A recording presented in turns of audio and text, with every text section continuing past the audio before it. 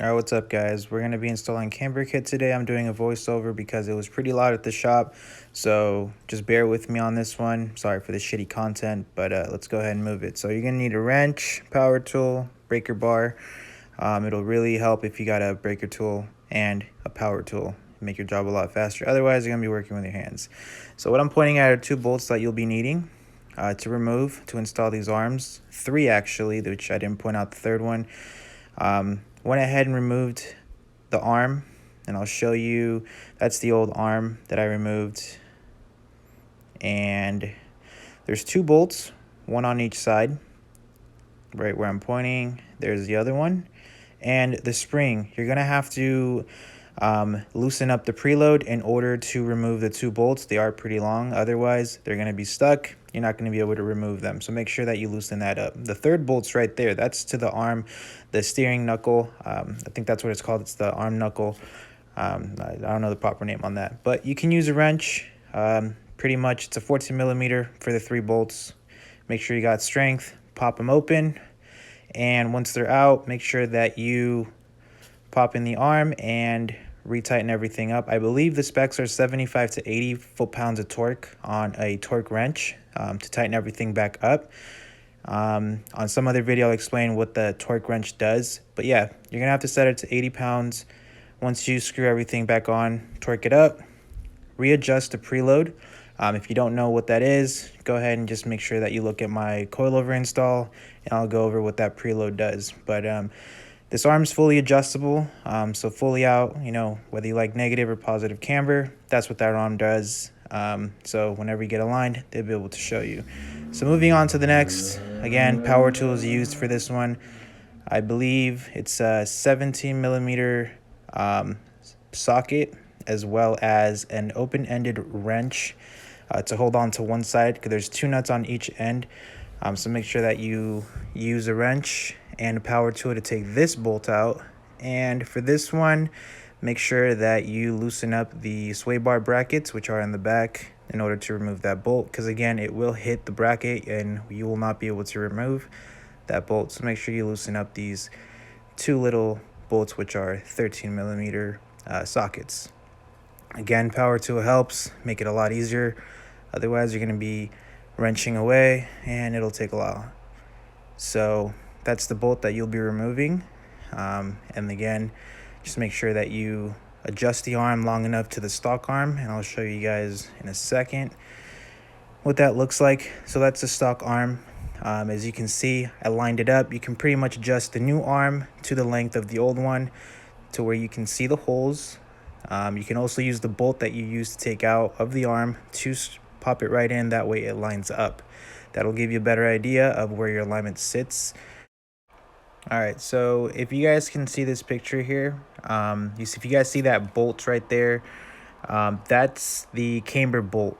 So one thing I didn't mention, and on my review when I do the driving the next day on my way to the alignment, if you guys notice, it's more rounded off on the bottom.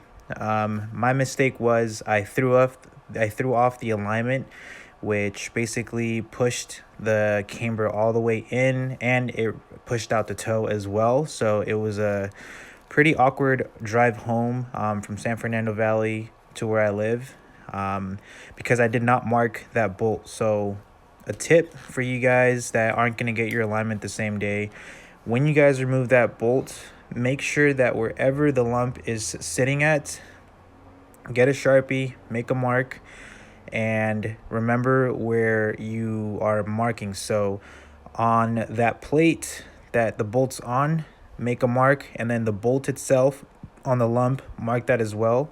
Just make a line, so that way when you take off the bolt and you put on the new arm, when you put everything back together, try to bring it back into alignment as much as possible. Otherwise, it's gonna end up looking like, you'll notice it's going to throw off the wheel. The alignment's going to be out of spec, and it's going to be an awkward drive home if you're not planning on driving on aligning that car the same day. So that's one thing I did want to point out. That's why I took a picture of the bolt. That's a camber bolt. If you guys see, it's rounded a little bigger on the bottom opposed to the top. That's what the alignment technicians use to put either positive camber or negative camber. So I'll go into details on another video when they do the alignment on how that camber bolt works with the toe, as well as adjusting your camber. I don't like negative camber. I just wanted it to have as much tire to road contact. But yeah, so that's the bolt you guys want to make sure you make a mark when you remove it. Otherwise, you will throw off everything out of alignment spec. So that's a tip for you guys to just remember when you take off that arm. Hey, what's up, guys? So it's Monday, and just gonna give you guys a quick review on the camber kit. Overall, how the ride feels, as well as with the coilovers.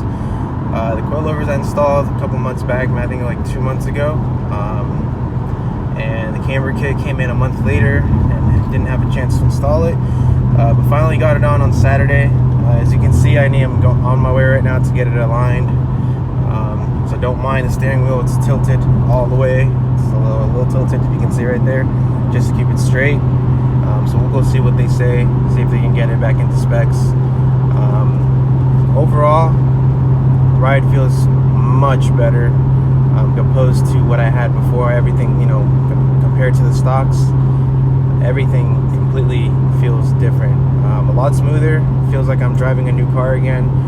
There's still more things I got to replace, like the bottom front control bushings. Oh damn, hope that guy's okay. I think he might have ran out of gas or something. Anyways, still got to do the rest of the suspension. There's probably like the traction arms, the toe arms, and I think the lower front control arms and the rear lower control arms, and the sway bar, as well as the end links. So there's a couple more things that I'm gonna do to it, but I think for now it's all right. I can't complain. Ride really feels smooth. It's Truhart, so shout out to them. Shout out to other dudes like Static Garage Martin. I know he is running a fully Truhart suspension on his ride as well. So I think I'll be the second. It's an underrated brand, opposed to SPC, SPL, and Voodoo, and some other quality brands out there that cost a little bit more. But I mean, if you're trying to be on a budget, this, you cannot go wrong. I'll probably upgrade way later down the line, but this is just to get me going, get the build going. I can't complain. I ain't been out of money either, but little by little it's coming along. But overall, it's a huge difference. I rolled the fenders too because it was a little low, so that no more rubbing, no more hearing the every time I hit a bump on the freeway. So that's amazing. It just really feels quiet, very smooth on the road. So we'll see how this lasts. The coilovers are holding up pretty well. I've beaten them already. I've already hit the canyon on them. So they're holding on. I'm not gonna lie, they're holding on. So if you guys want to get that, I'll put both links in the descriptions to where I got them. I did do a little shopping around. I know that Truhart's website gets a little pricey. I think they sold the entire package with all the arms that is required for this car, as well as the coilovers for I think about $1,000 or so. So it's a steal.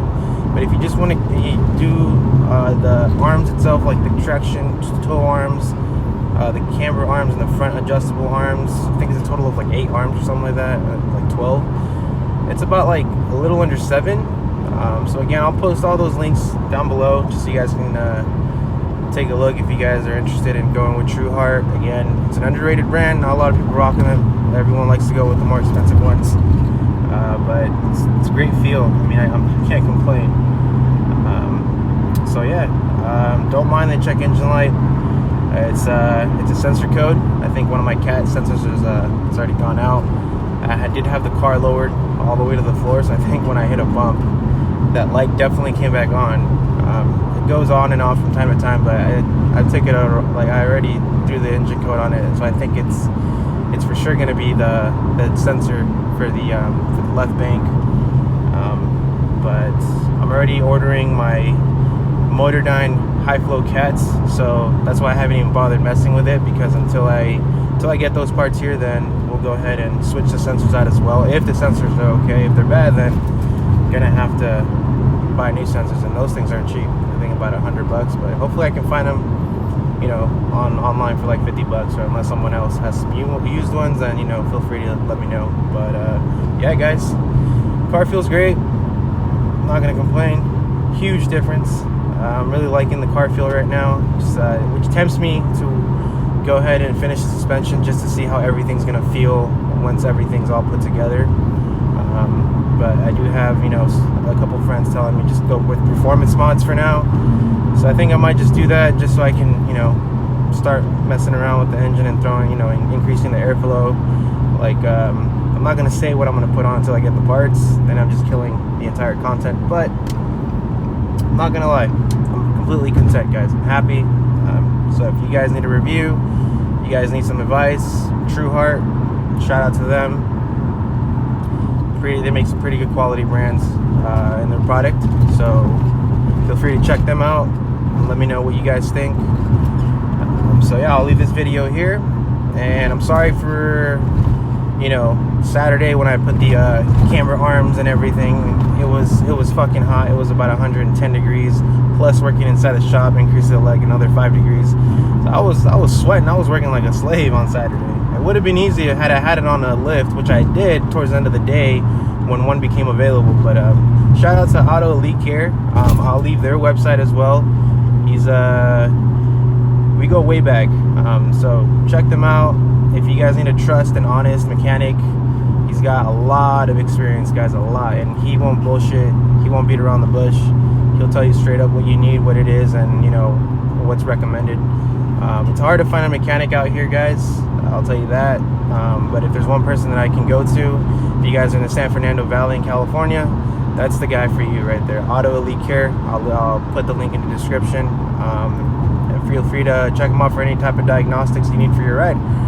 Again, shout out to them for letting me use the shop to work on my car. Cool guys to be around with, and trust me, I wouldn't recommend anyone else to go to other than them. So I'll leave this here. Catch you on the next one, and thanks, guys.